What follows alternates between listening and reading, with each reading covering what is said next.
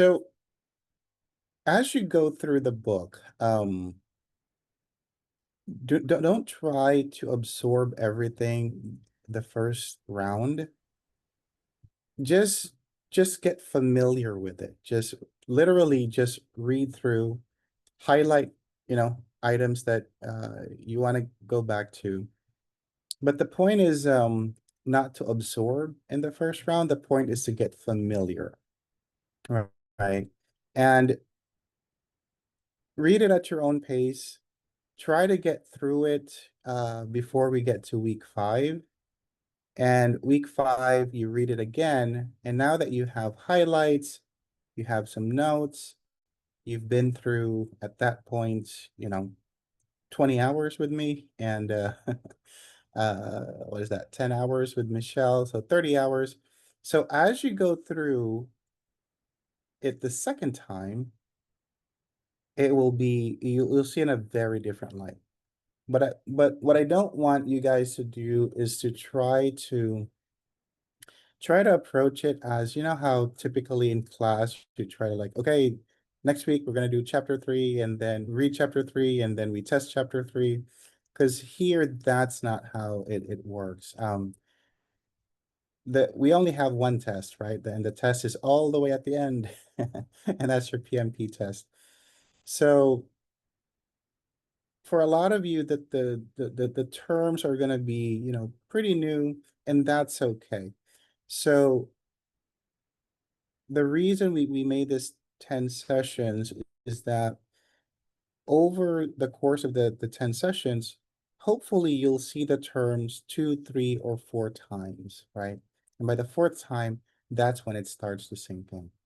So don't feel bad if, for example, you're going through the book and you're only got through chapter 1 or chapter 2, and we're already, on the 3rd Friday. That's perfectly fine. It's more about getting familiar, the second time absorbing, and the third time is mastering, right? So as you start preparing for the test, then you're focusing more on the question. So once we start getting into, week 8, 9, and 10, that's when you guys are going to be more focused on the questions. And then it's a matter of volume, right? You're taking a battery of tests. And so after that, hopefully, once we complete, you'll have 4 weeks on your own to do even more testing, this time online testing, and that should get you ready. So while we're on this topic, I'll just close this out with, ideally, I want students to start signing up once you start hitting 6 out of 10, right? 6 out of 10, go ahead and start signing up for the test. That's applying for it, putting in the paperwork, your projects and things like that. And once you get to 7 out of 10, then you can book your test, a few weeks out. Because once you start to hit 7 out of 10, you're pretty good. If you start hitting 8 out of 10, then that's like 97% assurance you'll be passing. So the magic number is 7. So cool. All right. Well, welcome, welcome, welcome. We're now starting day 2 of our 10-day journey here with you guys. We'll continue on. For today, we'll finish up module 1, right? So we got through half of module 1 last time, and we'll finish up module 1 today. But before we start, I'd love to get feedback in terms of the sessions with Michelle that you guys had, or any questions that might have come up from our first session.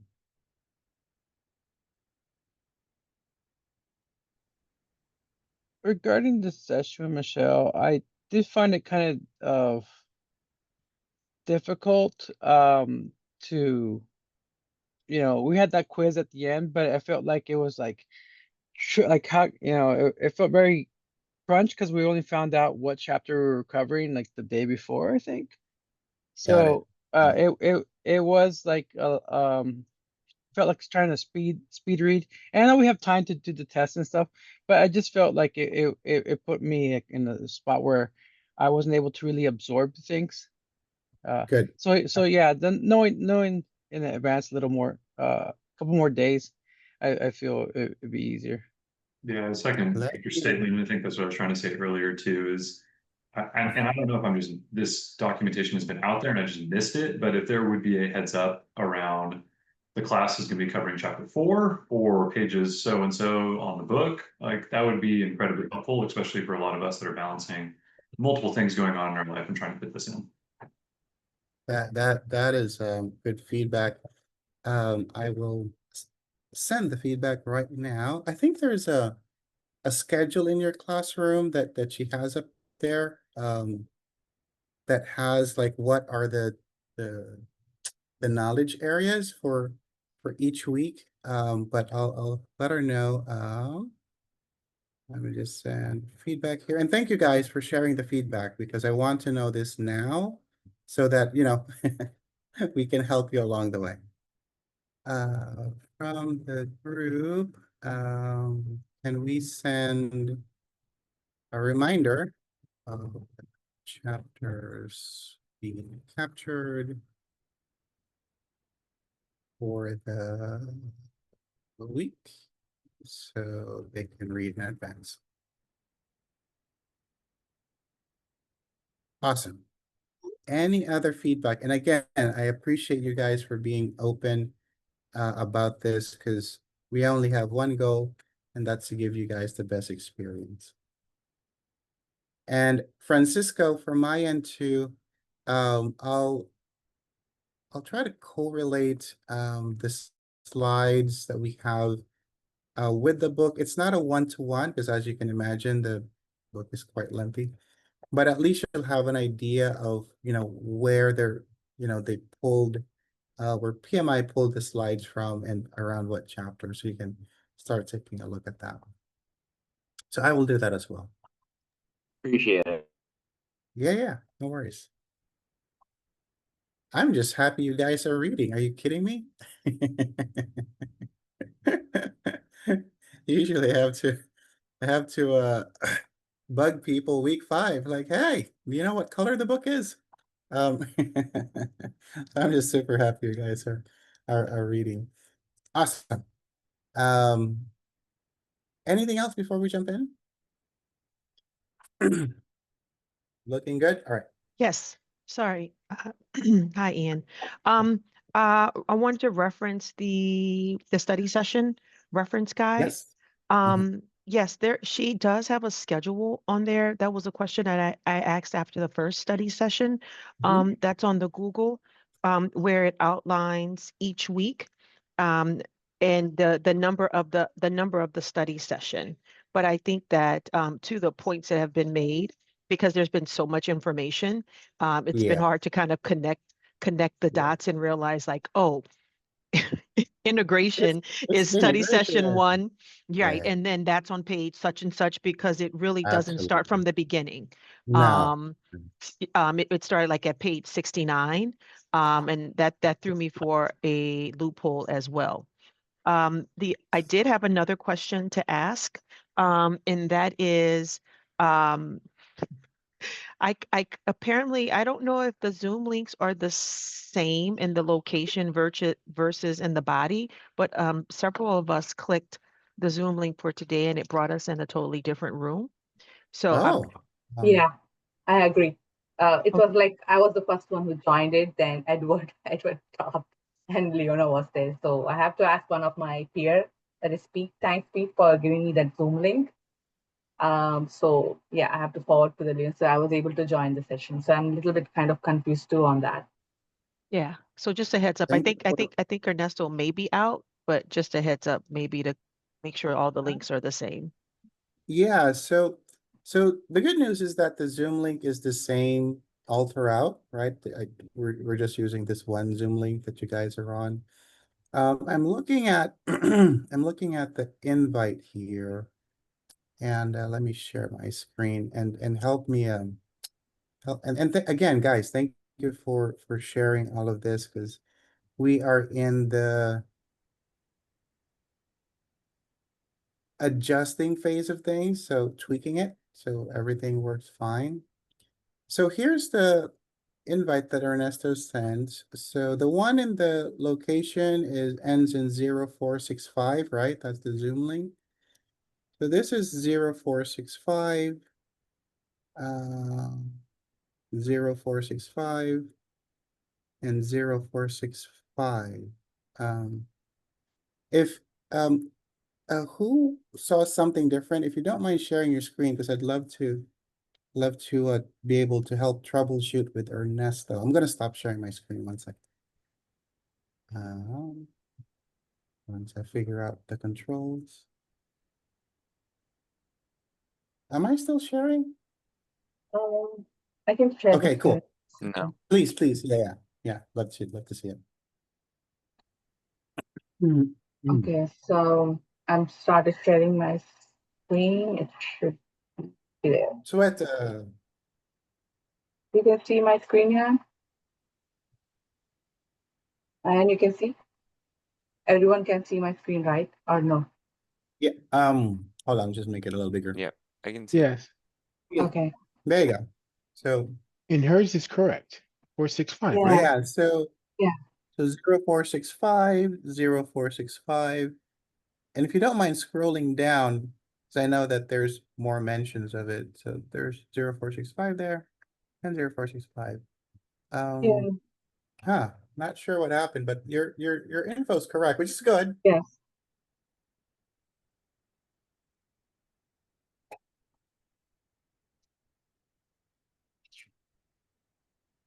Maybe I'm just guessing. Maybe there was a previous Zoom link and maybe the cache just didn't update and brought you to a previous one. But the good news is you have the correct one. Now Yeah. let's look at the afternoon one. Want to make sure that you have the right afternoon link. Okay. So close this one out. Yeah, open that up.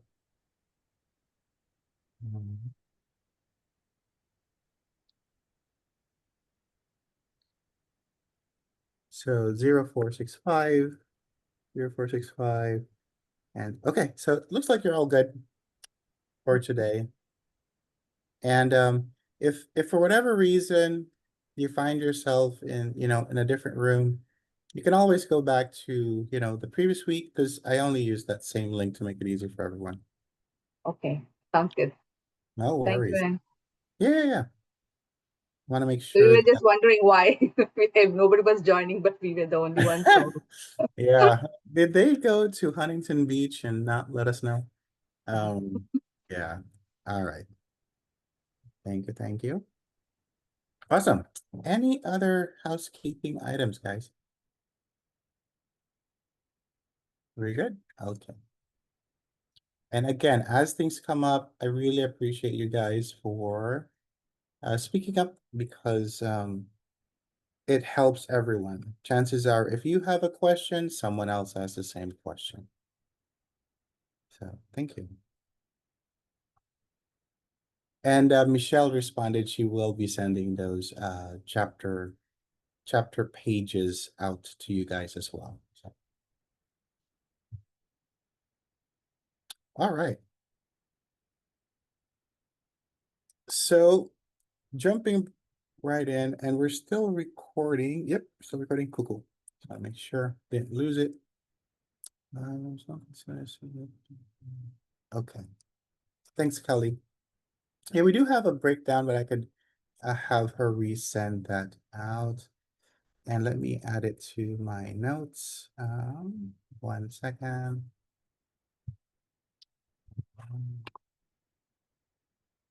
No, 1 second.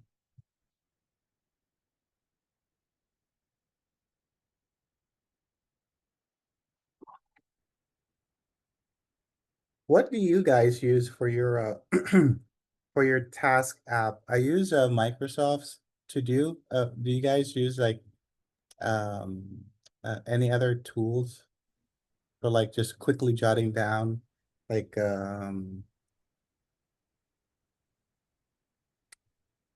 think we just use the same thing, Teams, task planner. task planner? Oh, okay. Yeah. Now like for like for everyday stuff. Like I put here, by Tide, like everything that comes up, I just throw it into my Microsoft Tasks. Do you guys use any other app that you found that you like to just capture? I use OneNote and have a dedicated page for like follow-ups. Oh, nice, I've, nice. I found that having too many to-do lists or too many applications just makes it more complicated. So it might not be the best, but at least it's like one tool to rule them all. One tool to rule the world. Yeah. Yeah. I use Outlook just for the reminders. So I just Oh, you set throw in the Outlook? schedule. Yeah. Yeah. It's right on So your it just calendar. pops up every time, reminds me. Nice, nice. Yeah. Awesome. I Yeah, I'm use always OneNote interested in too. the tools that folks use. Because if I don't put it on my to-do right away, it's not gonna happen. So thank you. All right. So continuing on from last week, we were talking about resource management. And we stopped at I think we stopped at 60 actually here. And so we'll go into more of the definitions of product backlog and all of that once we get to the agile modules. But suffice it to say, as you're looking at the work, there are different ways of analyzing, prioritizing the work. And these are just examples. So, must have, should have, could have is one of them. Uh, reviewing product backlog. And in agile terminology, a product backlog is just, these are the features that we need to create or build, right? It's just a list, right? Just a list that we need to create or build. That, well, obviously we haven't done it. So, and these are just some of the examples. You don't need to memorize them, but suffice it to say that whatever technique you have, the most important thing that is you have a way to prioritize, right? The task in front of you. Performance reports, for me, and I'll give you an example. The simplest of reports is the best of reports. The more complicated the report is, the more chances that people will make their own interpretations. Do you guys agree? So for me, just in general, less is more. But the best report, performance report, in my mind, is when when Facebook came out with the thumbs up, and that was applied by other companies in terms of customer satisfaction, the thumbs up or thumbs down. That for me is just an amazing way of looking at um, performance, because it's really, really clean, really easy, really simple. And airports have started to use you guys familiar with kind of like the pain scale that has the different faces, like happy face all the way to like the happy face like green, and then you're in serious pain, it's like red and they're crying or something like that. I don't know if you guys have noticed, but at the airports, like in LAX and John Wayne and other airports too, they have these kiosks where you can click on your experience, right? With those faces. And for me, it's just amazing because you're getting instant feedback, right? So as you're going through, for example, the restrooms, and if it isn't clean, or you don't have what you need, as you go up, it's fresh in your mind. You see that, boom, you hit the red. Not happy. But if it's good, you hit the green. And so when you think of performance reports, try to find a way to make it as simple and as streamlined as possible. I'll give you an example. And Curlin actually is on the call. Hey, Curlin, I'm gonna call on you on this as well, because we worked on it together. Um, You there, Curlin? Must have I'm stepped out. here. Oh, there she go. So Curlin, I wanted to share our experience with our radiology we're in. They were trying to put together this turnaround time dashboard, and they've been working on it for at least 2.5 years, right? And every time they looked at it, there's more information that a stakeholder would want. Like, it would be nice if we added this, it would be nice if we added that. And now you have this ginormous, LAX international flight dashboard that is uber confusing, and it's hard to really figure out where things are at. So over the course of about, oh, what do you say, Curlin, 3, 4 months? We started to look at, okay, let's look at all of the dashboards you guys are looking at. So they had about 3 or 4 different dashboards. And then we started looking at what are the data points that you're collecting for each one, right?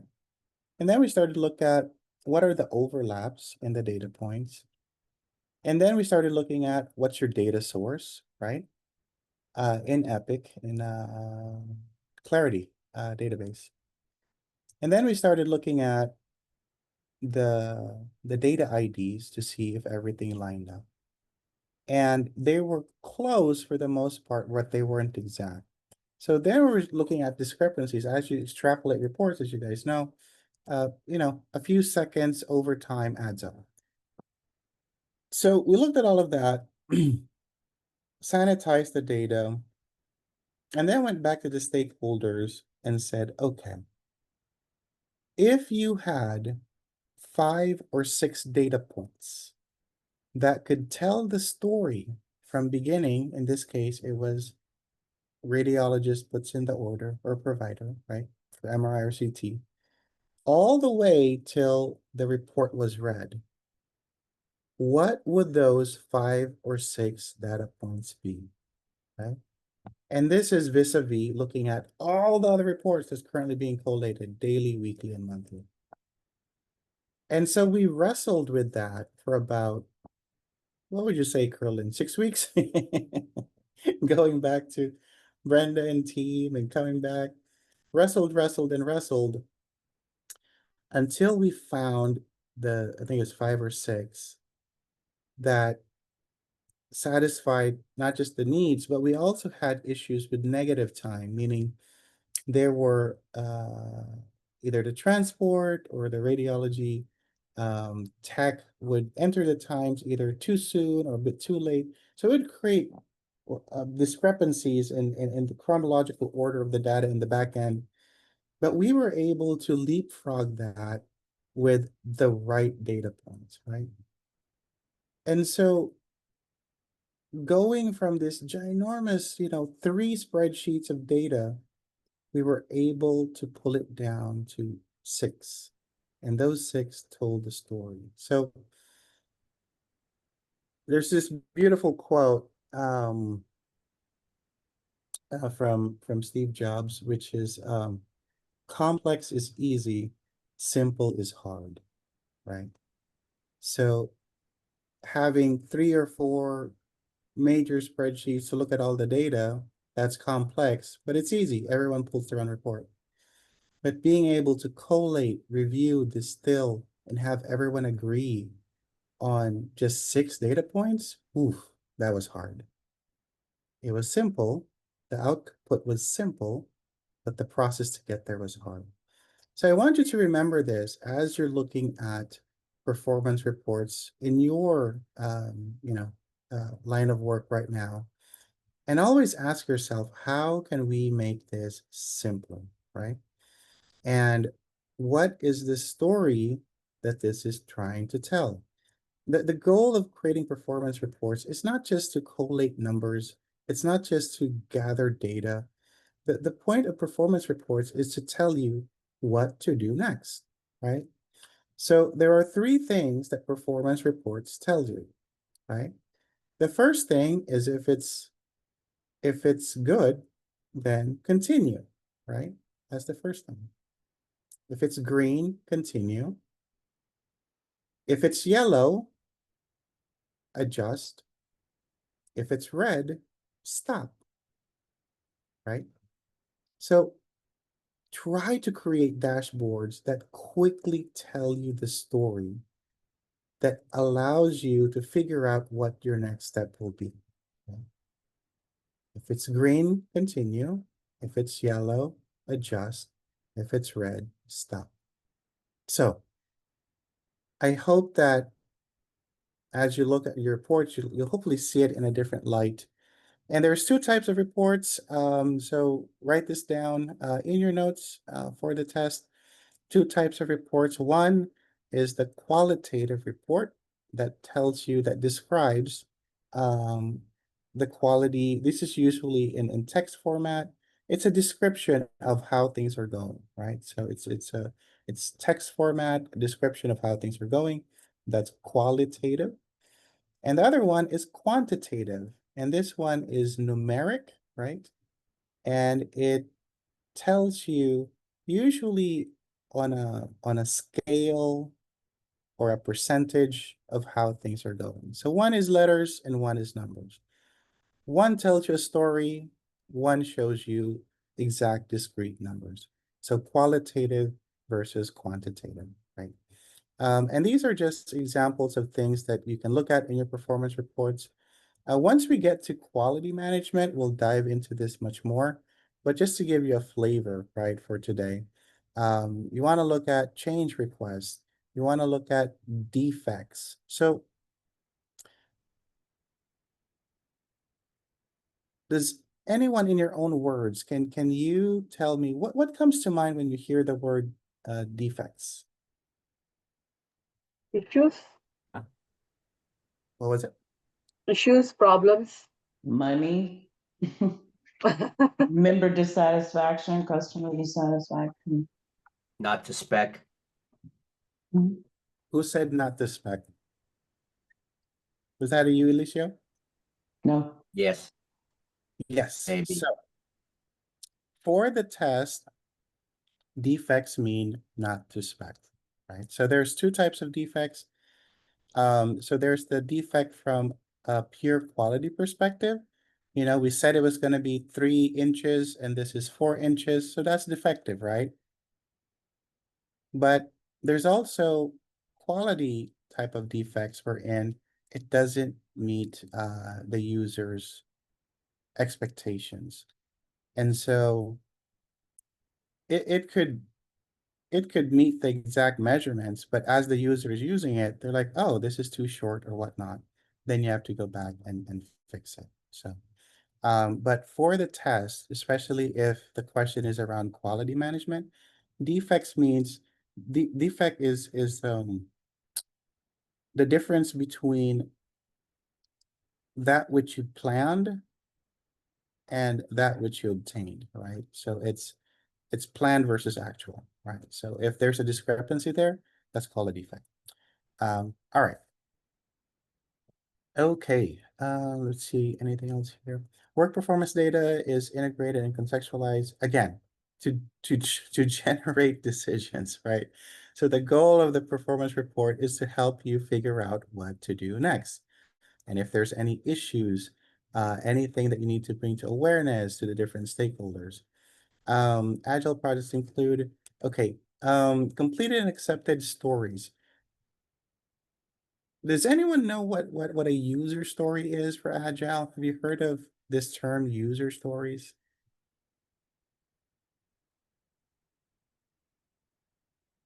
And again, it doesn't have to be the accurate description. Just if you've heard it before, let me know what comes to mind when you hear user story. So you're trying to ask what is agile, like in simple terms, or what? So here we have they mentioned completed and accepted stories. I was just Mhm. wondering if anyone has come across the term user stories Yeah. before. Yeah, I have in software development, project Perfect. management. So it's basically defining a deliverable in the format of a user, like what the user would want, right? What the user wants out of the, set of code. So yeah. That's absolutely right. So simply put, a user story is a request or an ask from the user in their own words, right? And there's usually a format to it. Let's say, I'm Chris. I work as a, let's say a nurse on telemetry unit, and I need this protocol to include lidocaine, right? So there's components to it. There's you, the person requesting, your role, and what is it that you want to see. So that is like in the simplest form a user story. So again, you'll hear this and you'll hear the definitions over and over. So don't worry about not remembering everything during the first try. And again, once we get to quality, we'll go more into this.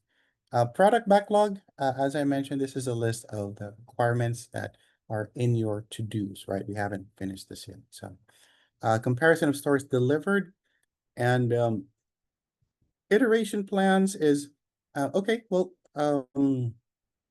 Chris, since you've heard of user stories, you've probably heard of iteration plans. Do you remember what context it was in? Yeah, it's saying that it's basically dividing up your deliverables into phases. So we're gonna start here and then we're gonna iterate on it and iterate, and it's like continuous improvement of you start with an MVP and then you improve upon it over time. Beautiful. That's exactly it. So iteration, another way of saying iteration is cycles, right? So how many cycles, how many times are we going to do this, right? So we're going to do, so let me ask Kyle. So Kyle, if I tell you we're doing 3 iterations of testing, what does that mean for you? 3 rounds of testing, 3 probably rounds of with, testing. updated logic in each round. Exactly. So every round we learn something and we add it, right? And then we do it again. So think of, when you hear the word iterations, think of cycles, think of rounds. Okay. Awesome. All right, expert judgment. We talked about this last time. Does anyone remember what, in your own words, what an expert judgment or a subject matter expert is? Just in your own words. Is this the person with the highest title in the room? Person who's in the front line, essentially performing the job function. The person with, yeah, exactly. The one with the most specialized knowledge about the subject matter. So it's not necessarily the one with the highest title. Cool. All right. And experts come in different shapes and sizes, as you can see here, right? Resource calendar. For the test, I made you guys write down a note. You guys still remember what to remember for resource calendars? So you include when the resources are available, and also, what's the second part? When they're unavailable. And they're unavailable. So what are the things to consider when they're unavailable? You have personal time off and holidays, and you need to be sensitive, especially if you're doing virtual teams, because they might They could be around the world. and they might have holidays that you're not celebrating, and it's just not on your radar. And a big example is Diwali. It's a huge, huge, huge a holiday, and Sweta can talk to us more about this. So people are, well, celebrating with family and friends. So if you have remote support, do not schedule your go live around Diwali. That's like scheduling go live around Labor Day. Not a smart thing to do. So take a look at everyone's, national holidays, especially if you're looking at virtual teams. So, all right. We talked about resource calendar, right? And I have a question here. Okay. All right. So I hope you're starting to see, guys, that the first time we encounter a terminology, I stop and take time to explain it. The next time we go through it again, we go through it a little quicker. And then the third time, we'll just kind of breeze through it. So we'll have more time with terms that we haven't seen before. Is that format okay for you guys? Sounds good? Okay, cool. All right.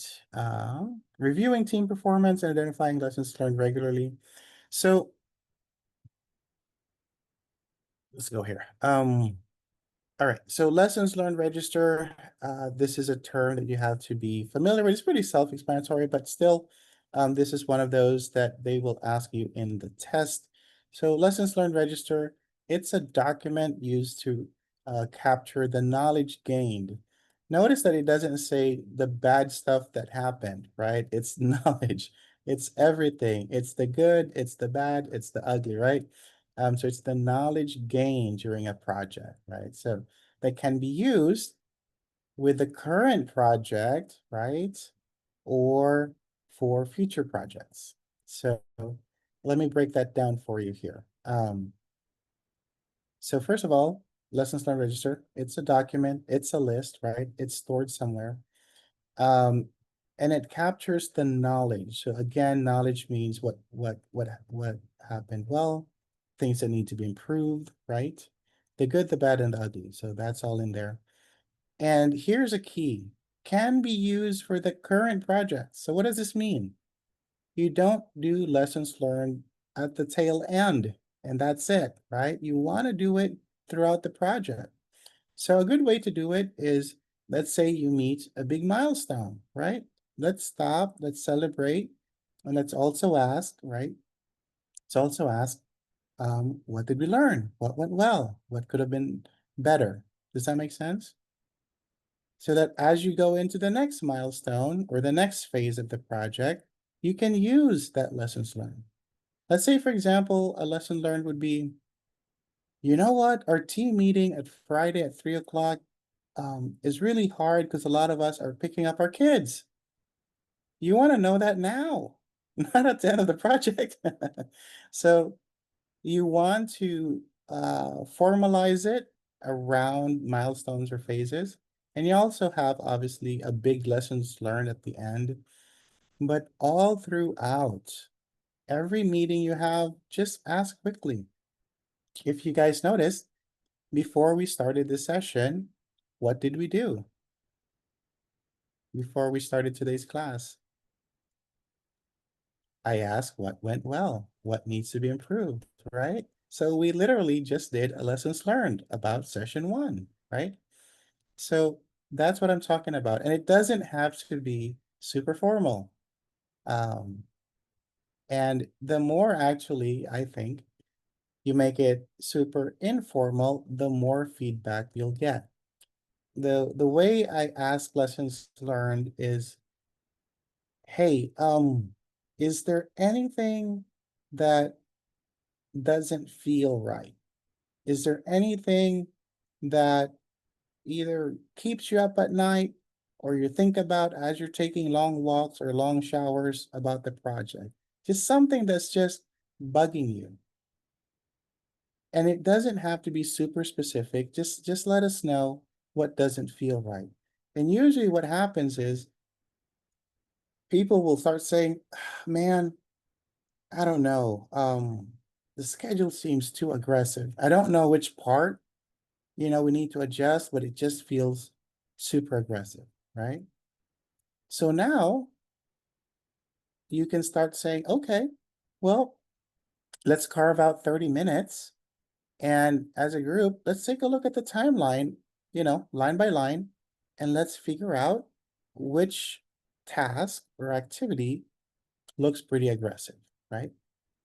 Or if someone says, Jeffrey needs a lot of help, and I know Kenny is really willing to help out. But I'm just worried, Kenny, that you're gonna be burnt out. By the time we get to, month number 4. So I'm wondering if Jennifer can also help out so that Jeffrey has 2 buddies that he can reach out to, right? So things like that. They don't have to be super specific. They don't have to be super formal, but the more you ask people as you go along, just like what we did before we started, the more you can course correct. And these small course corrections, they might not be super palpable, but it definitely changed the outcome of the project. Does that make sense? Cool. Awesome. And so the goal is to improve, efficiency and effectiveness. And write this down for the test. When you're in an agile way of doing things, the term we use is retrospective. So lessons learned equals retrospective in agile. So if you're taking down notes, write that down.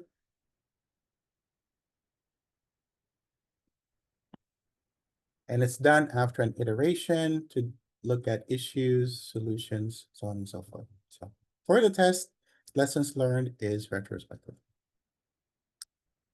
Okay. Special interventions. Intervals, sorry, not interventions. So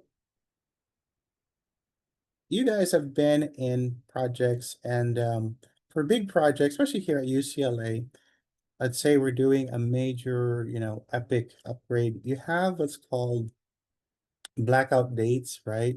Where there aren't any competing go lives, or you're not making major changes because it's all hands on deck, right? So for the test, when you hear the word blackout times, this is when you don't want to do or introduce anything new, right? We're not making any changes. It's like usually a week before go live, somewhere there.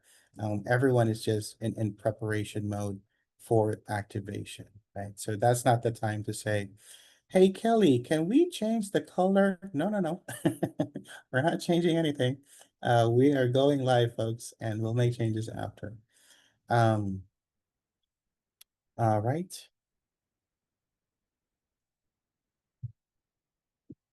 Oh, sorry, skip over one.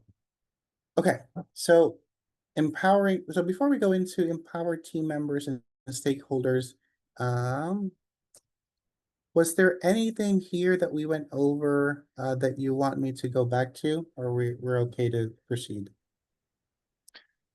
Can you go back to the special intervals real quick? Oh yeah, of course. I was just curious. Because you had There we go. blackout and then go live and then Yeah. okay, I see. All right, thanks. No worries. All right. Okay. So empowering team members and okay. So as you can see here, we have 2 columns. One is the deliverable. So, you make decisions and you make estimates. And as you can see here, these are for those of you who like to look at topics and subtopics.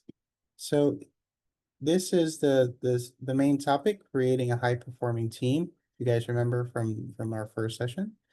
And this is the subtopic, empowering teams and team members and stakeholders. Okay. On Michelle's side in version 6, this would be under resource management. So if you're trying to think of like, where does this kind of line up? So we're doing resource management. Cool. All right, so for tools to empower teams and stakeholders, you have your decision-making tools. This is fun. So for the test, brainstorming, what did we say? Does anyone remember the tidbit I made about brainstorming last week?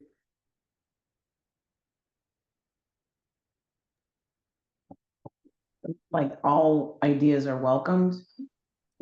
Yes. So during the first iteration, all ideas are welcome. If you guys remember my example of the literal post-it note that people put up on the wall, just put everything up, and then from there you start to filter. So for the test, the first iteration, all ideas are welcome. Fist of Five. This is so okay. These items don't necessarily show up on the test. There are just different tools that you can use. PMI doesn't really recommend, that you use Fist of Five or Roman voting or whatnot, but they're just fun to know. If you can you guys I can't see you right now, but can you see me? Okay. Yes. All right. So the reason I ask is because for Fist of Five, um, it doesn't just show if you're yes or no, but it also shows the intensity. So for example, let's see. So let's say Rich is asking, do you guys want to have hamburgers for lunch? Instead of just saying yes, I can do this, which means I like it 4 out of 5, right? So I really like hamburgers right now. And Kenny, burgers for lunch, Kenny, let me see your hand. 5, okay, so he really wants to do it.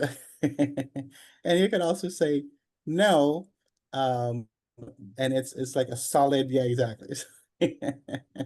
So it's a nice way of figuring out how passionate are you about, the item being voted on. So PMI is not going to ask you about that, but I just think it's a cool tool to use as you're asking folks, are you with it, against it, and how passionate are you about this? So that if you have a small minority, let's say that how many of us are on here today? 30, right? So let's say that there's like 6 people that are passionate about going for Chinese food today, and everyone else is like, it's whatever.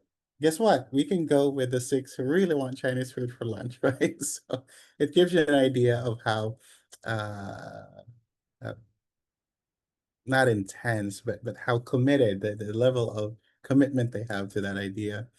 The same thing too with Roman voting. It's just the thumbs up, thumbs down, and the sideways thing. Um, I'm pretty sure someone came up with that before the Romans, but we'll just, that's a different topic for a different day. And polling obviously is just, you're asking people. Plan poker, this is more elaborate where you could kind of do it like in a gamification way.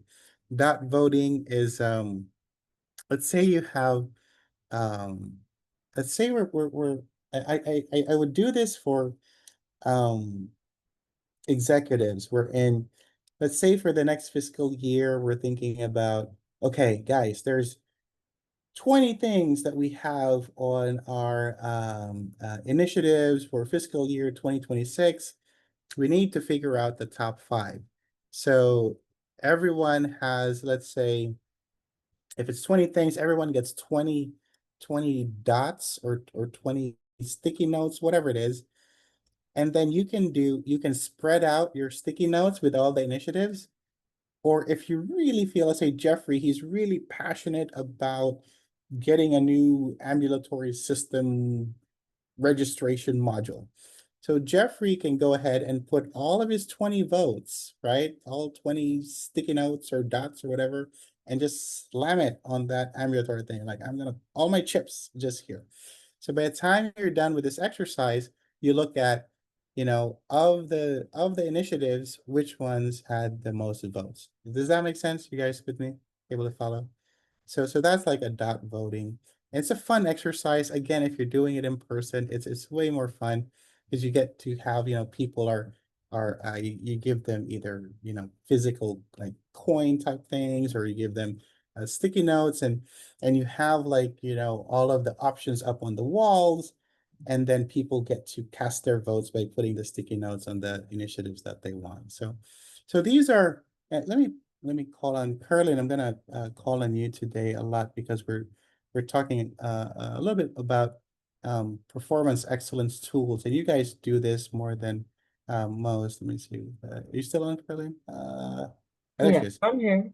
Yeah. So, do you guys use something like this when you're doing those facilitation sessions, where getting people to vote on different things in terms of priority and stuff like that? Yeah, we use this quite a bit, and especially if we're doing like a 5S, or we're doing like a Kaizen event where, you gather up a bunch of people to, in a day or two, right? To be able to look at a process holistically and sort of like visualize things. So a lot of the time when you go through prioritizing, based on, for example, if there were like several issues that were identified and you want them to start scoring them and prioritize what they want to do first, next, not at all, or never, then you can give them those sticky notes to sort of like based on the issues that you've identified, you give them the sticky notes to sort of like vote. So they'll go up. You can do this by teams, you can do team 1 is red and blah blah blah, and then in the end, after they're done voting, you can sort of see where everyone is at and who the clear winner is. I mean, that's just like one of them, but it can get more complex than that. I don't know, Ian, if that's what you wanted me to allude to. That's but exactly it. Yeah. It's And great. and also the human side of it, it's a fun activity, right? People are getting up, they're moving around. And so the more that you can engage more senses, so there's a tactile component of it, and the more that the learning happens, the more engagement happens. So think about that as you're doing team building activities. Try to find activities where there's movement, you're engaging a lot of senses. There's sounds, there's sight, obviously, there's touch. And so it really helps. And again, for the test, what is a synonym for retrospective? Lessons Lessons lessons learned. learned. Lessons learned. And retrospective is used in waterfall or agile? Agile. Agile. Perfect. All right. Thank you. Ian, can you share what management plan that fell under again? That slide that we just went over? This one? Yeah. Yeah, so so this would, you're talking about for chapter 6? Yes. Yes, so this would be under resource Okay, thank you. management. Yeah. Yep, no worries. All right. And what was that Okay. agile reference that you made just now after we did the, Retrospective. so it's lessons learned, retrospective, and then Yeah. agile, all three Yeah, yeah. together. So, Okay. so when it's waterfall, the term that's used is lessons learned. When it's agile, the term that used is retrospective. So I want you to be very cognizant of this because in the test, they might say, you're meeting with the team, you're going over this, that, the other, you're doing a retrospective, and what type of a project management approach are you doing, right? Is it waterfall? Is it Kanban? Is it agile? So the key word in that question is retrospective, right? Retrospect. When you hear that, it's like, okay, agile. I know where we're at. So. And if I change that word to lessons learned, then more likely than not, you're in waterfall. So as we go along, I'm going to have these, point out these key words to help you navigate what tool, what framework, what approach we're using. Cool. So we talked about team strengths and understanding what people are good at and what people are passionate about, and trying to align assignments to their strengths. And so there's this uh, there's this fascinating test that I had an opportunity of taking, and what it does, it combines an extensive questionnaire with a DNA test, right? And so the DNA test looks at what are the things that you're inherently good at right? Because obviously that's, well, your DNA. That's what you're born with. You came out with these genes, and people with this gene normally are good at this task. And I think Noreen, are you on? Actually, I am on. I'm so sorry. oh no, I'm here. you're good. Yeah. I just wanted to. Do you still remember? Were you in that session with Dr. Antoine Eid, where we were looking at the team strengths, and he was a neuroscientist. Yes. You remember? Okay, Yeah, cool. I do. Mm-hmm. So this is what I was talking about, guys.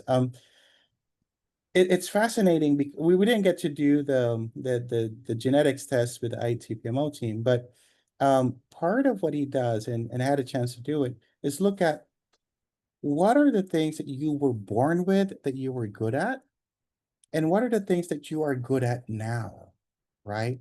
So if you're interested in it, I'll drop a link. You guys can Google it. It's called Brain Print.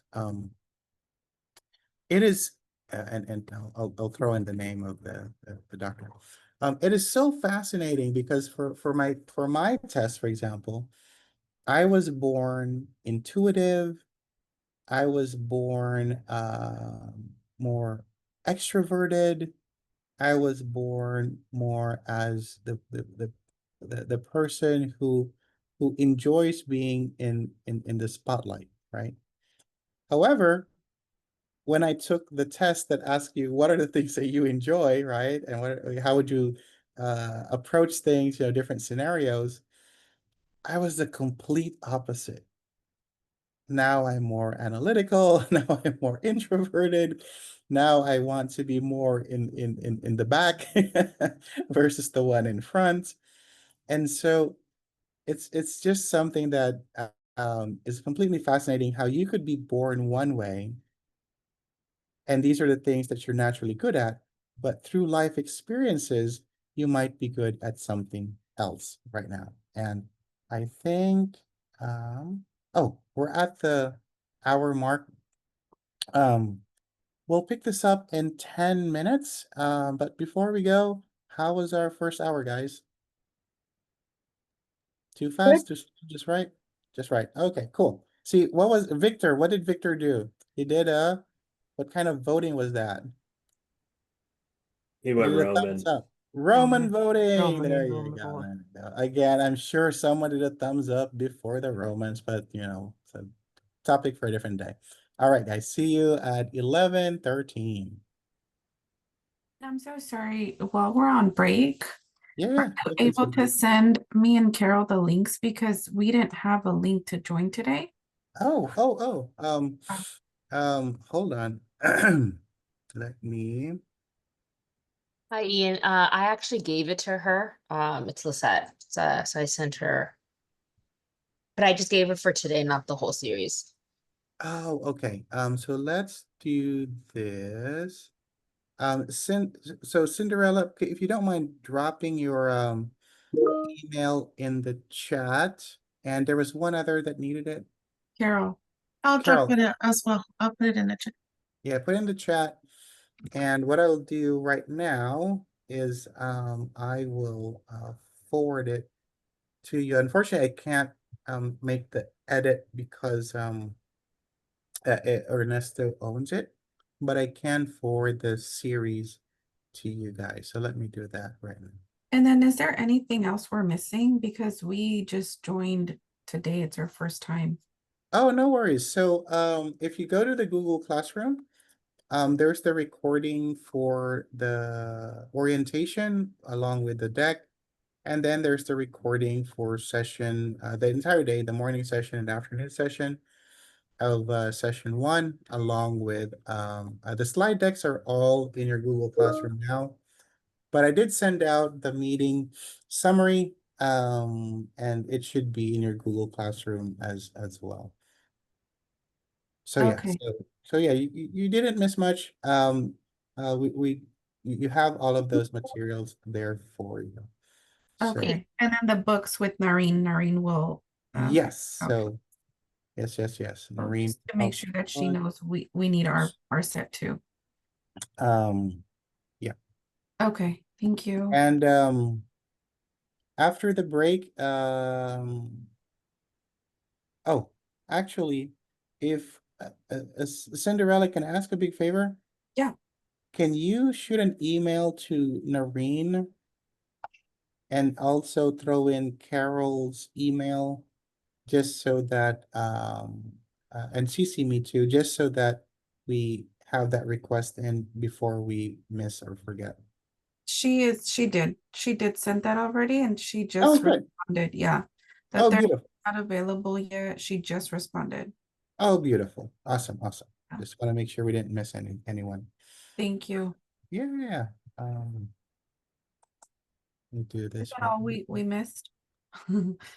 What was it? A lot. I feel like we missed a lot. Terms and everything, and just wanted to make sure we have everything already then. Absolutely. Okay. Yeah, there's the whole orientation slide and that you can take a look. But don't worry, we will catch you guys up Okay. as you go along, and there's things that you're not familiar with. Just hit me up and Thank you. yeah, so I forwarded, let me know before we go, or before I go, I guess, for a quick break. If you receive the morning session, and the afternoon should be hitting you here in a few seconds.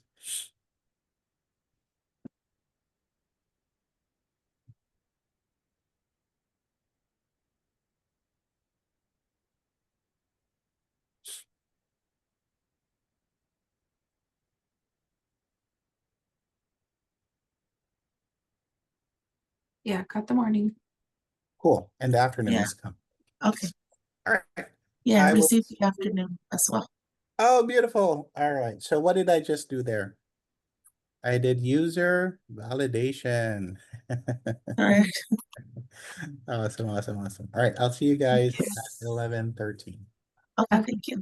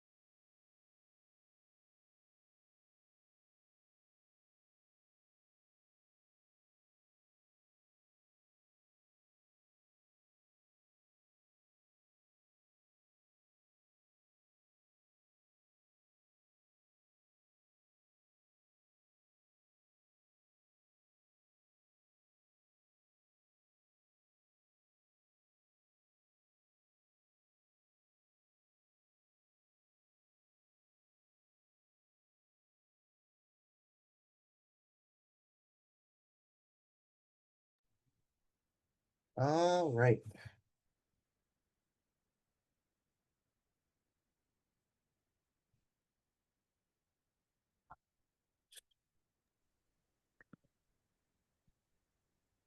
Hey, Lizette, how are you?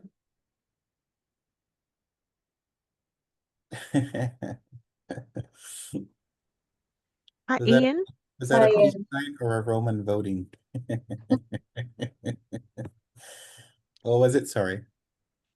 Oh, I wanted to go back to something, the lessons Yes. learned that you opened up at the very beginning, Yeah, just for let's do it. clarity's sake.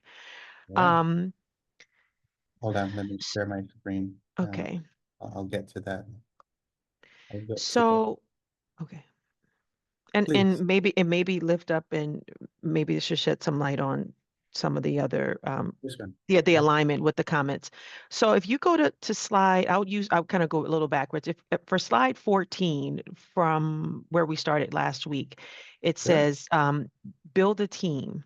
The topic A, resource stakeholder and communication. This one. This one? Oh, yes. Okay. Now maybe I may be because I searched the wrong thing. I was going based on slide 14 on my end No worries. says What do you have? it says the next one, your slide 15. Here we go. So I apologize because if I did a search the wrong way, actually let me do it right now just to see so I don't fall on my face when I ask when I No, creating no, a you're good. You're good. hi. Don't be too hard on yourself. Okay. Okay. So when I go to PMBOK 6 and I Mhm. look for creating a high performing team, I don't see an alignment. So I don't know if I'm searching wrong or not. But to the point of like in the beginning, the reference guide is really helpful because it tells you week 1 and it tells you the date and it tells you the study session and it says integration of PMBOK 6, right? Now, one of the things that we mentioned earlier is that it would be helpful to say, okay, integration is on page 69 through 127 so that Absolutely. we know exactly where to go for that, no matter if you're study session A or study session B. On the flip end of that, it would be equally helpful for like for instance, so for week 2 today, we would know where we are picking up within the PMBOK so that we can read. And so if I go back and I search this, I can't find this. And so I'm trying to figure out, okay, where's in the PMBOK so that it can be it can be correlated, right? So it creates a lot of cognitive overload because you're trying to look for and connect the dots of something where you don't know where the dots are. So I think that making those two that adjustment Yeah. on that study guide would really be very fruitful. And then Absolutely.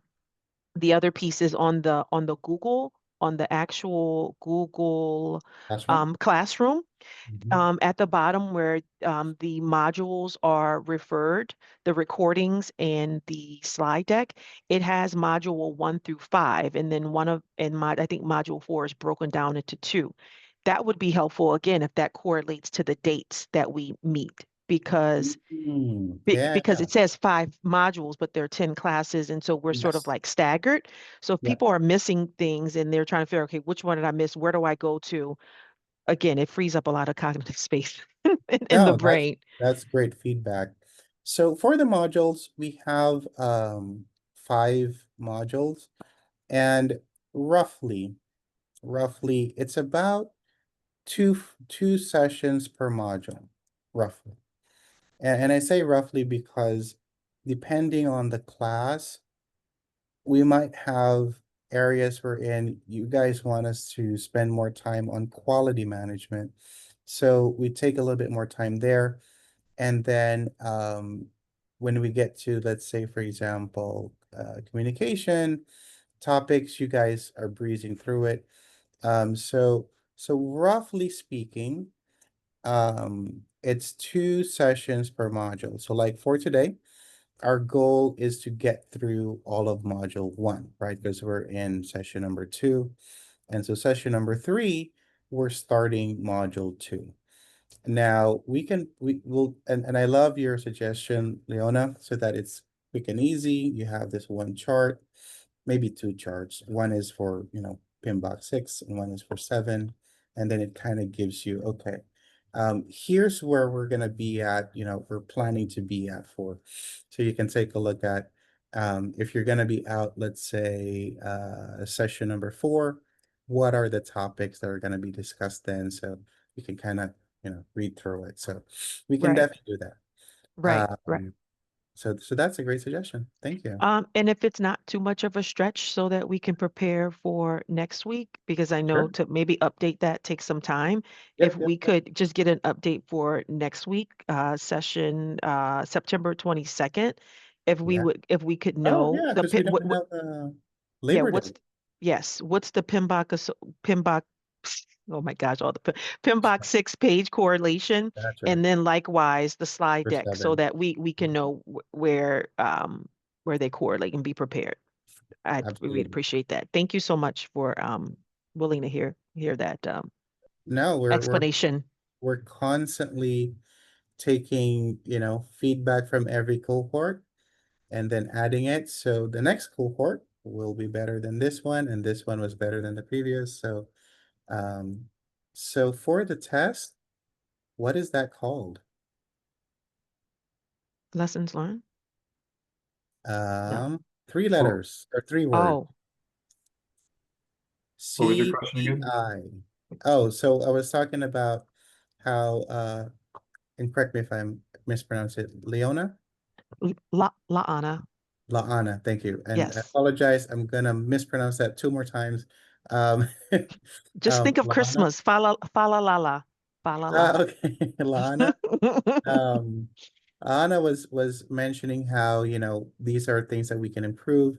And I told her that we build upon the previous Oh. cohort. So this Oh. cohort is better than the previous, and the next one hopefully is better than this one. So my question was, what do you call that process? No. It's 3 words. CPI. Continual process improvement. There you go. Continuous process improvement. Yes. I felt like I was on a game show For really quick. 200, right? What is What continuous is I mean, process improvement? it's also not 3 words, but it's also Yes. iterative if you think about Yes. it. Continuous Process process improvement. improvement. 3 words, right? Yeah. I was No, about to say, no, what I'm saying is it's also iterative, like yeah, separately. Yes, yes, yes. exactly. I was So about to say that, then I backed off. Okay. Yeah. I answered Continuous something. Okay. process improvement. Yeah. So yes, so that is absolutely the goal, so that everything that we learn here, we're going to incorporate it. But the beauty of it, since you guys are super open and sharing, we don't need to wait for cohort 2026 to make changes. We're doing it as we go along. So this cohort is taking advantage of all the feedback that you guys are giving, well, right now. So going back to lessons learned, you don't need to wait for a milestone. You don't need to wait for the end of the project. As you go along, something comes up. If you hear something, say something, right? So if you see something, say something. So thank you so much. And let me make a note. Let me send her a note. Let's work on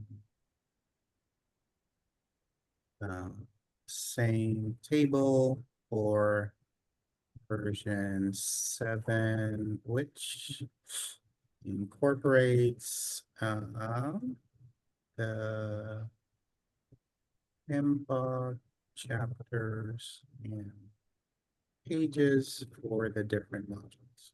There you go. Perfect. So awesome.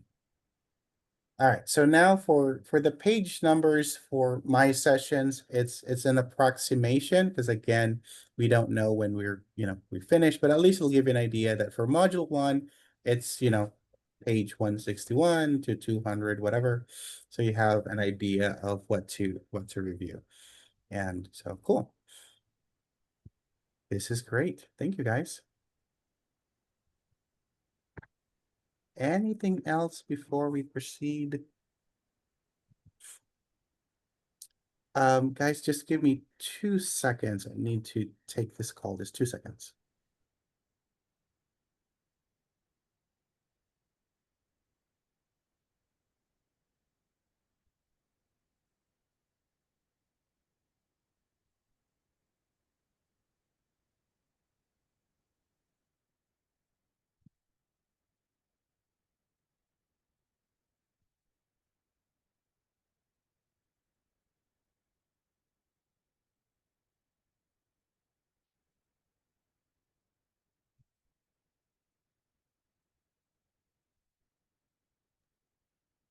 Thank you guys. I don't know if I mentioned this to you in the intro, but I created this GPT called Hannah.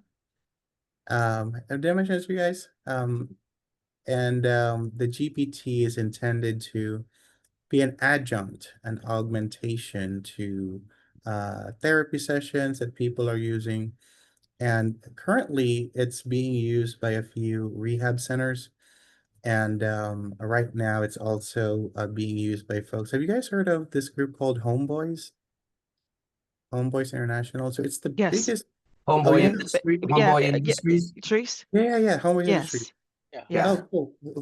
Sorry, I can't see everyone. Who said yes? Fa la la la la Anna. And by the way, don't say that part. Just think about it in your head.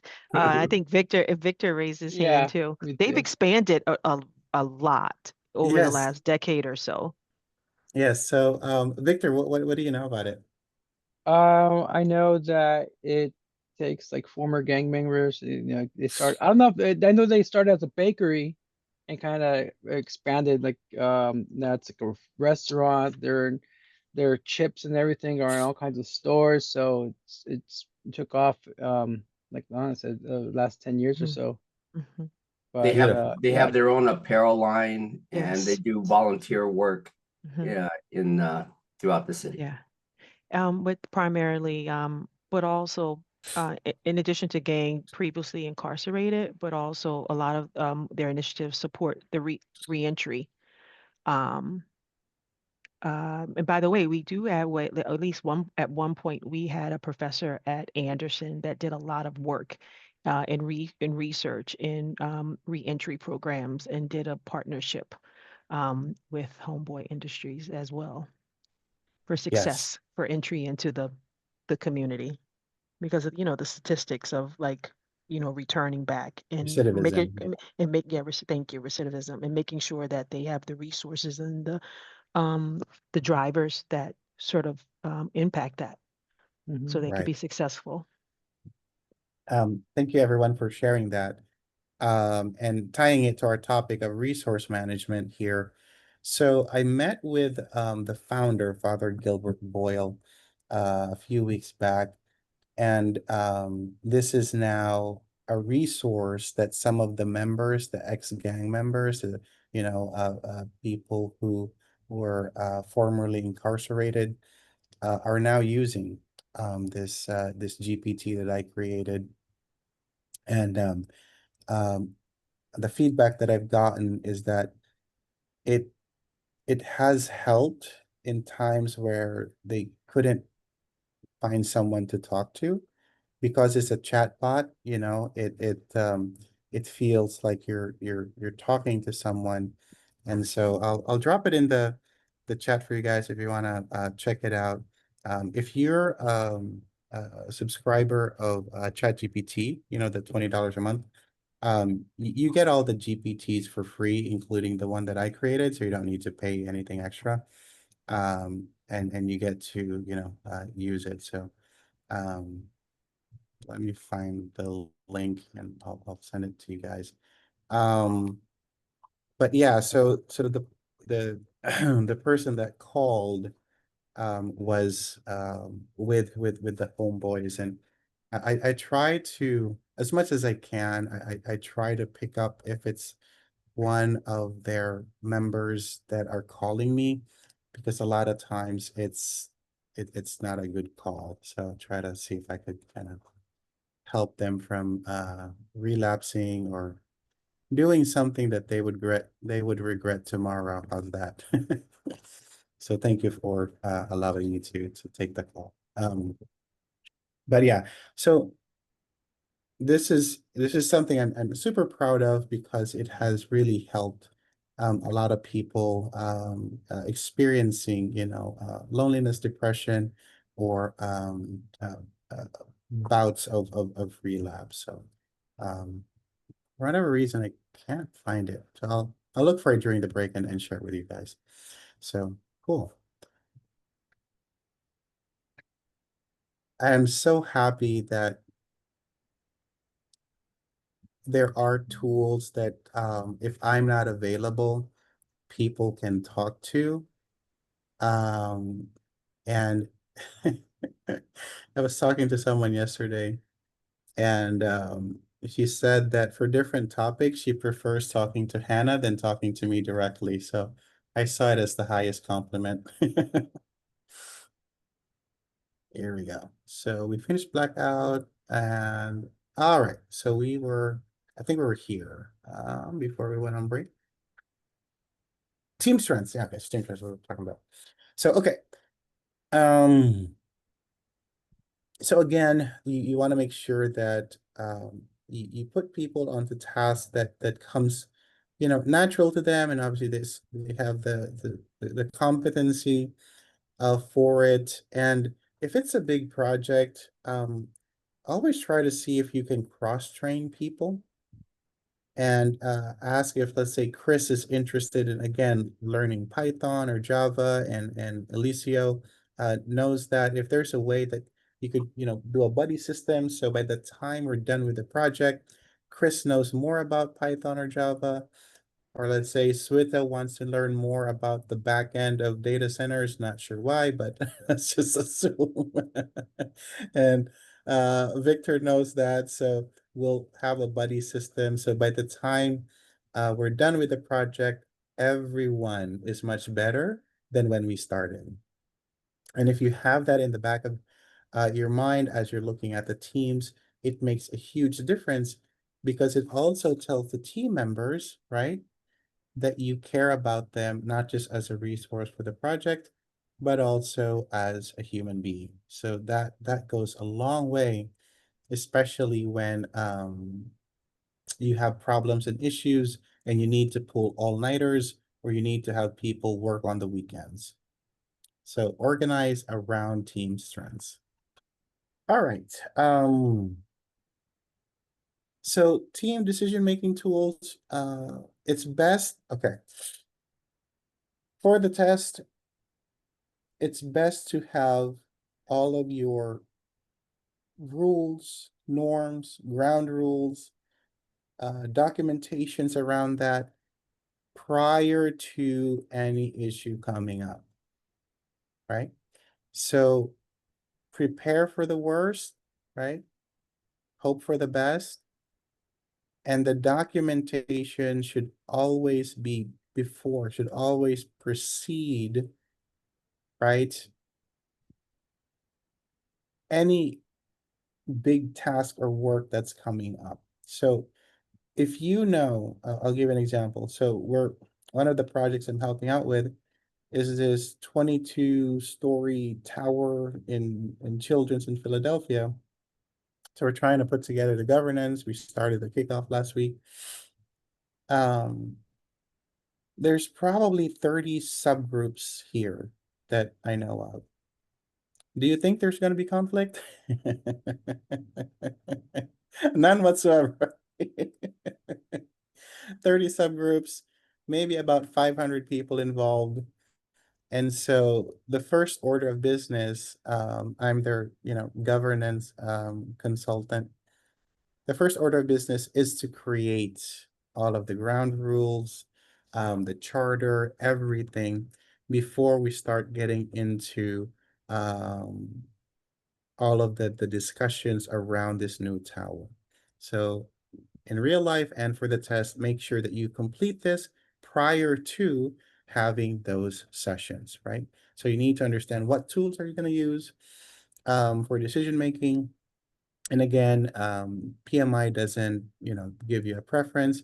As the most important thing is you all agree that this is how we're going to make decisions. Is it majority vote? Is it by subgroups, and the subgroup that's assigned to it, like a task force, and they come up with a recommendation? You just need to figure out how you're going to do it. And this is what's called the way of working, or the WOW, right? So way of working is how we decide, how we're going to make our decision making. So way of working. So the way of working is actually also a term that's mostly used in Agile, but not exclusively. So we talked about brainstorming in our last session. Again, for the test, take everything and look at brainstorming as a funnel, right? So top of a funnel, you have all of the ideas. It's super wide. And as you get through the bottom of the funnel, you start to weed out, ideas that don't make sense. Does that make sense? So think of a funnel when you think of brainstorming. All right. Estimates.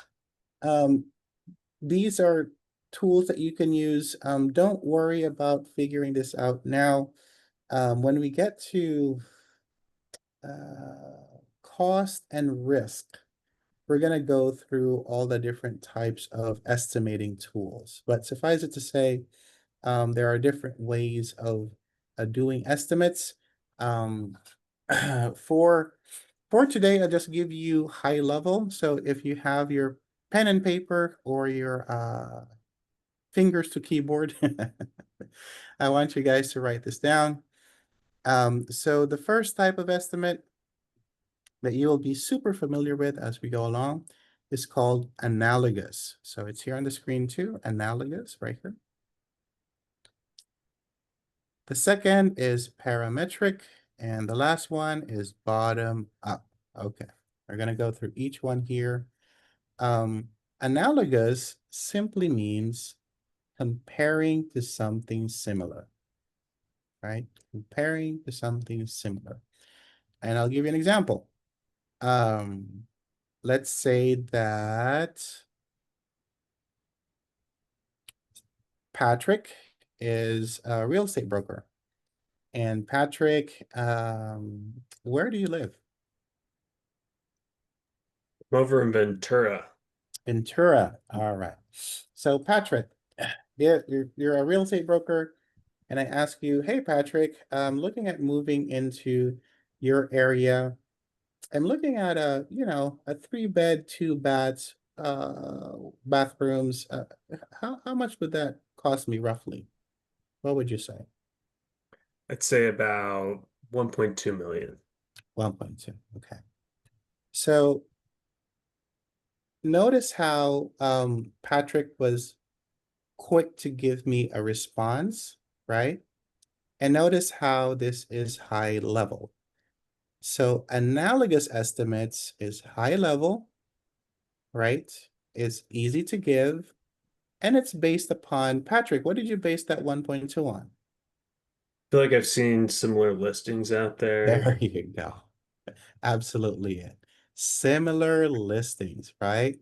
So analogous means similar estimates. So you look around, houses are around 1.1, 1.2. So the beauty of analogous estimates is it gives you an idea.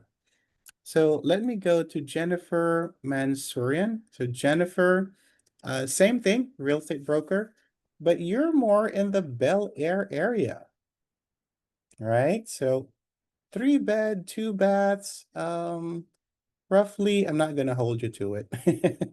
How much would you say that would be? I'm trying I'm new to California, I'm new to Southern California, and I'm just checking out the different neighborhoods. How much would you say that would cost? So Bel Air, 3-bed, 2-bath. Yeah, I would say 2 million. 2 million, right? So class, what does that information give me? So Ventura 1.2, Bel Air 2 million, what does that give me? It lets me know where I can't buy a house.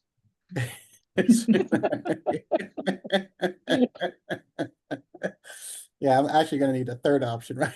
So, that's still too expensive. So it gives you quickly a rough estimate, right? So let's say your budget is around, I don't know, let's say 850, right? So are you gonna pursue Jennifer and say, yeah, let's take a look around that neighborhood? Probably not, right? Because of that estimate, right?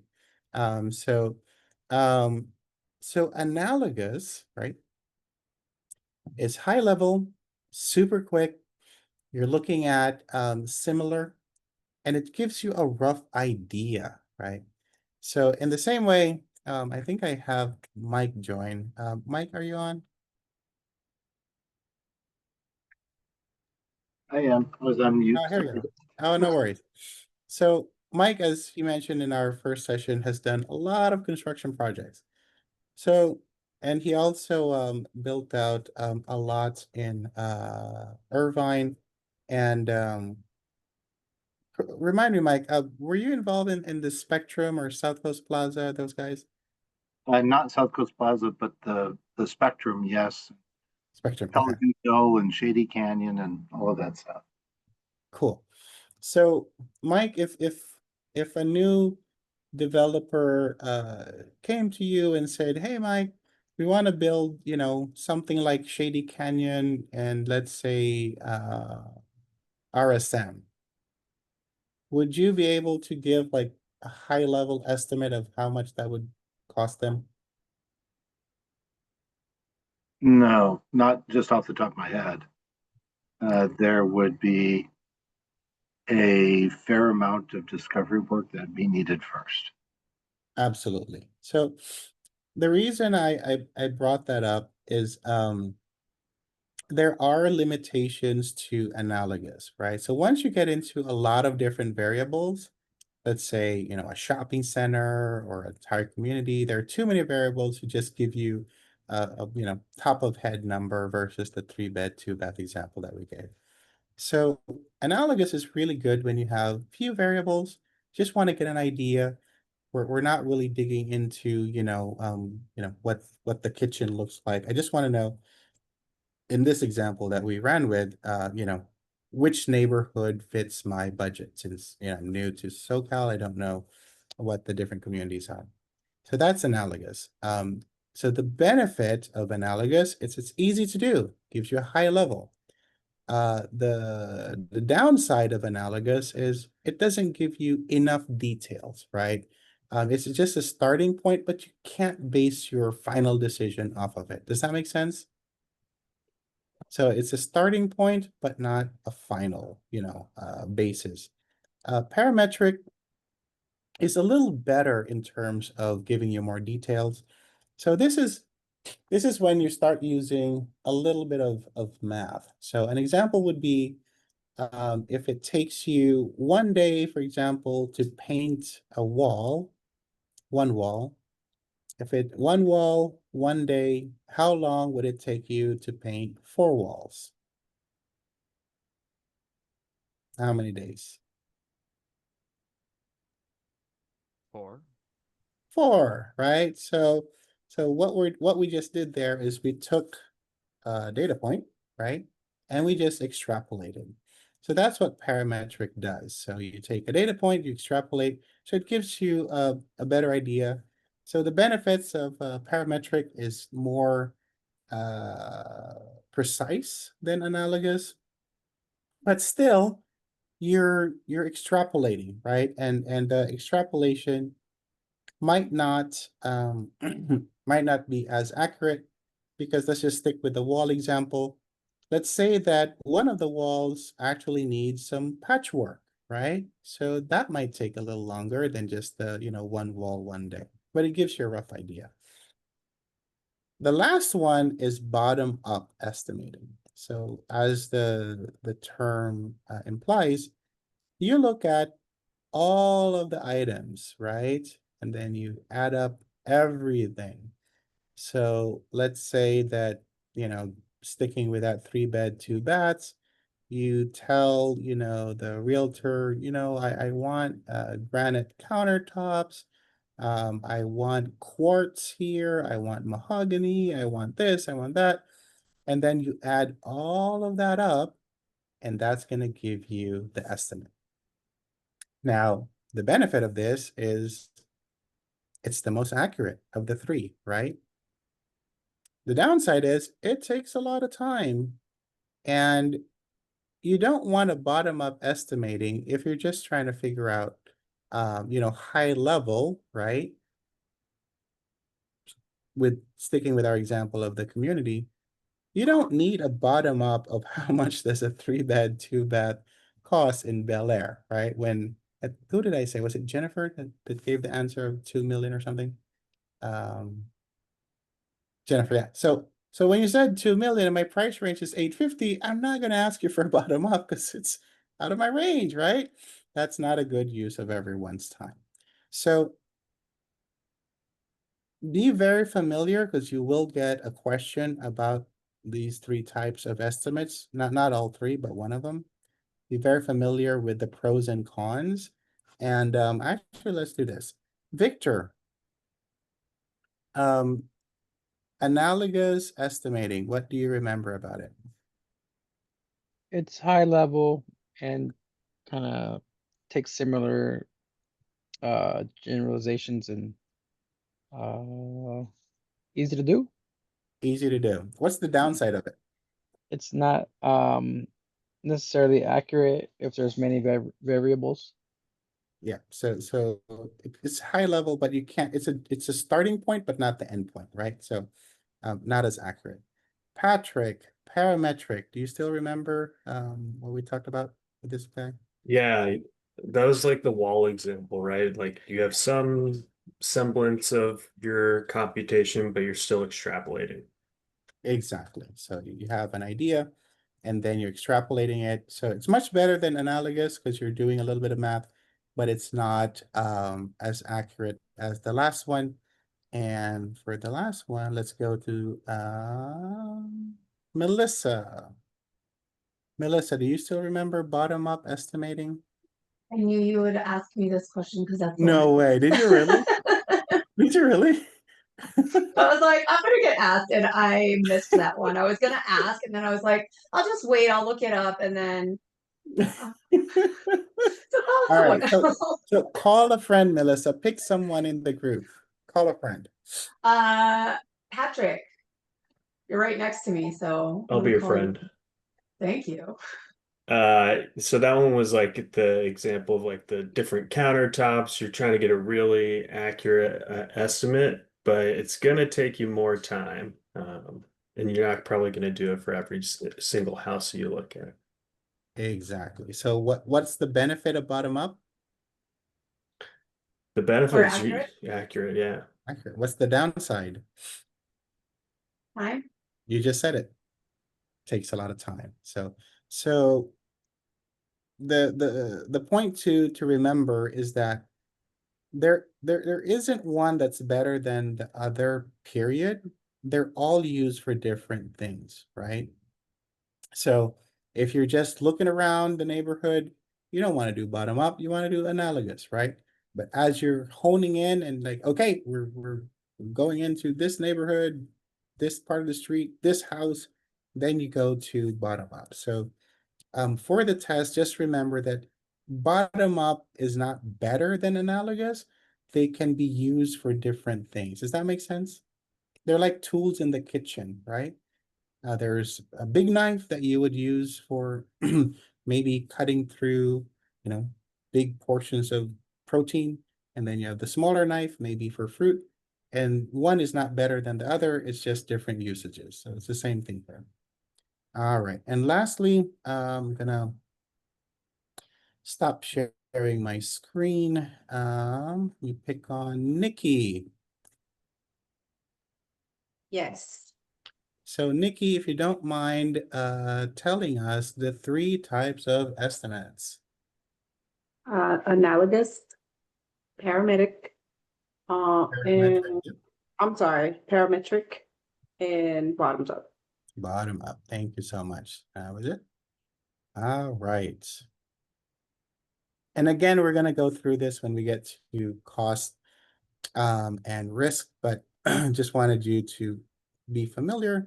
So when we get to that, you'll master it at that point. Okay. So for Agile, another thing to note is that we don't use absolute time estimates. What that means is that, and we'll get into this later, when we're looking at sprints, for example, and iterations, um, we have an idea like, okay, for this sprint, for example, we're going to try to get through 3 user stories. We're going to try to get through, maybe 5 items in our product backlog. And the reason why it's not absolute is because of the iterative process, right? Because remember, you make a change, right? And then you immediately go to the stakeholder. Hey, Victor, what do you think? What do you think? Right? And then Victor gives you feedback, and Victor might say, oh, that's pretty cool, but how about we make this change? And then you take it back to the team, right? And then you make that change and show it back to Victor. So maybe the second iteration, Victor says, all good. And then you can move on. Or maybe it takes 5, right? So it's more estimates and not absolutes because of that iterative process. Does that make sense? So we don't finish a product and then show. As we're building it, we're showing it. So, hey, Melissa, how does this look? Oh, I don't like it. I don't like the color. Let's say we're creating a flow sheet. And then the letters are a bit squished to the middle. Can we spread that out? And like, okay, we'll go back, fix it, and I show it again. Hey, Melissa, how does this look? I don't like that shade of green. Can you go back and make it lighter? Okay, we'll go back until we get it to Melissa's specs. And what's amazing is that, and I've seen this happen over and over again, after there's a certain point where you get diminishing returns, where people eventually go back to what they asked for the first time. Have you guys seen this where you ask them, how would you want it? And they make changes, let's say with the color or the format or whatever. And then eventually like, yeah, you know what, let's go back to green. So it's very important that you set the stage, again, even though it's estimates, you set the stage by saying, we're going to try to complete this in 3 iterations, right? So think through it, be mindful, and we're going to try to get this done in 3 iterations. Because if you just give unlimited iterations, guess what? They'll have unlimited suggestions. So, Melissa. Yeah, I threw up my hand right before you said that because I was like, I don't understand how agile can be faster than waterfall method if like you're going back for every iteration. But that makes sense that you say, okay, we're gonna set this at 3 iterations. But then what if like the 3rd iteration is totally awful? You're kind of stuck, right? You have to go back. That is a really good question.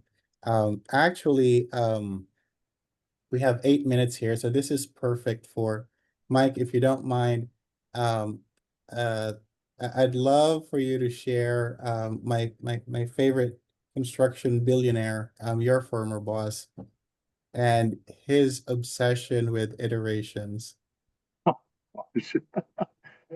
So I've told a couple of those stories. I'm not sure which one you're referring to, but Oh, the one where prototyping. That one? yes, yeah, where he would shred everything and all of that. So. So what's Ian referring to is when I was doing construction in Orange County, I worked directly for Donald Brennan. And Donald Brennan is the owner of the Irvine Company. And some of the projects that we did were very large and some of them were quite secretive. He kept a very a tight control on some of the design elements that he really wanted to make sure were done to his specifications. And there are two very specific instances that I have chatted with Ian about in different sessions that he likes. And I'll tell you both of them in this particular case. One of them, when we were building Pelican Hill, if anyone's ever been to Pelican Hill for dinner or a restaurant, or if you've been fortunate enough to stay there, the bungalows are set up in a building of like 3 units. And then there's another building with 3 units, another building with 3 units. So part of that project is we built a tilt-up concrete building in Irvine that was large enough for us to build a full-scale model of one of those 3-unit bungalows complete. And we would build it to the specifications of the architect so that Mr. Brand could see it in 3D, what it looked like, what it felt like. And when we got the floor plans exactly right, we were instructed that we had to not just destroy it, but we had pulverizers on site. So every item used was pulverized into dust. So we went through multiple iterations of prototyping it to build it until it was exactly right. And once it was exactly right, then we went through the same exact process to do fit and finish. What roofing material, what window material, what fabric, what furniture, what phones, like absolutely everything. What bathroom fixtures, what tile. And as we would complete it, rather than salvaging anything and reselling it or whatever we could have done with it to recoup some of the money, his standing instructions were to pulverize everything. Nothing left that tilt-up concrete building. It was built, it was top secret. You needed all kinds of security to get in. And once it was done and he didn't like it, it was rip it down and start over. It wasn't just kind of take out the interior and build again. Every time we did it, it was a ground up build. And it was full size, full scale with everything. We had almost, I think it was just shy of 3 dozen full size prototypes built, furnished, finished, roofing material and everything. And this stuff was really expensive. It was just ridiculously expensive to do that. But he really wanted to see what it looked like, felt like, walk around in it. We had artificial sunlight that would be facing where it would hit for that bungalow in Pelican Hill. And we would move it around so we'd see what the colors would look like at different times during the day. If it was cloudy, if it was sunny, different window material, all of that was part of the prototyping. And when we finally got the final sign off on everything, the final building was pulverized, as was the entire tilt-up building, taken down and made back to an absolute flat lot. The second example of that sort of extreme behavior is when we built Shady Canyon. Shady Canyon has a private golf club that's part of it. And in the golf club itself, there's a rotunda entrance. And he would personally source the stone that would go into the flooring in that rotunda entrance. He would have the stone delivered. He would tell us when he was going to be on site. We'd have to have it installed and ready for him to see it in place. And often it was only a day, and it was a pretty good sized area. So we'd have to work a 24-hour shift to lay this floor. And if he didn't like it, it was rip it out, pulverize it, and wait for the next tile to arrive. We did 11 of those floors before he got the floor that he liked. And each time we did just that floor, just that rotunda, it was about $1.1 million, $1.2 million just for that piece. And it just would be that not right, rip it out, do it again. I'll send more tile, rip it out, do it again, send more tile. And at the end of the day, the tile that ultimately stayed was the first tile that he sent over. Somehow the 11th install worked for him where the first one didn't. So yeah, his wanting to keep his control and wanting to absolutely make sure that things are just the way that he visioned them in his head were taken to the extreme with every one of the projects I did with him. Absolutely everyone. So my Patrick, question your on that, expression is the reason why I have Mike tell the story. The look on your face is worth it. question, like, how did this man make money? Well, so Bitcoin. yeah, so Donald, The fees to stay there. well, I'm just well, joking. I'm joking. I'm looking at the pictures at the. Uh, so Donald Bren, a little bit of background. The Irvine Company, if it were a publicly traded company, it's not, it's privately owned, would be the world's largest real estate investment trust. They own virtually everything in Irvine is on Irvine land. They own most of La Jolla. They own one Wall Street where the stock market is. That's his building. I mean, he owns buildings all over the place, and there are several Newport. hundred There's thousand tons of apartment Newport. Yeah. unions. I'm sorry. Oh, Newport, right, Mike? Like Oh, Newport. and Yeah. yeah, the islands in Newport Beach. If you live on one of the 7 islands in Newport Beach, the underlying land is the Irvine Company. So you don't own the land; you rent the land from the Irvine Company on those homes. So yeah, he has no problem coming up with dollars for those types of things. And just the hotel and Shady Canyon, those projects for him were vanity projects, just things he wanted to do, and uh, didn't really matter if they ever made money or not. He just wanted them done. I know when I did the financial analysis for Pelican Hill, like it didn't make a dollar for 30 years. It was always, it never caught up. We already owned the land. The company already owned the land. The construction costs were $1.8 billion, and it's only like 200 rooms. Like you can't charge enough to make nearly $2 billion back with 200 rooms. And it's already super, super expensive. Anyway, I so think Mike, I think what's the cherry on the top is that based on his site, he's a community entrepreneur, focuses on land preservation and conservation. oh, we could have a big conversation about I know. I threw that in there because for kicks and giggles. Yeah, I have lots of real information on that. Yeah, I bet. Well, it looks like he's coming to the end of his iteration.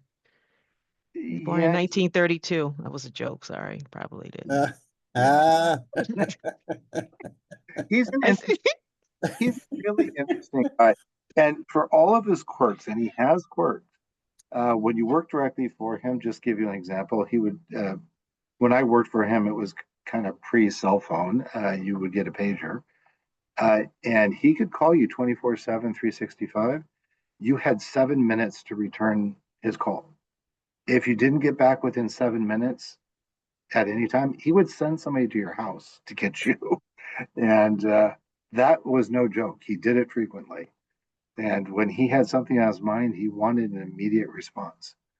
And that immediate response was carried through to all of his direct reports.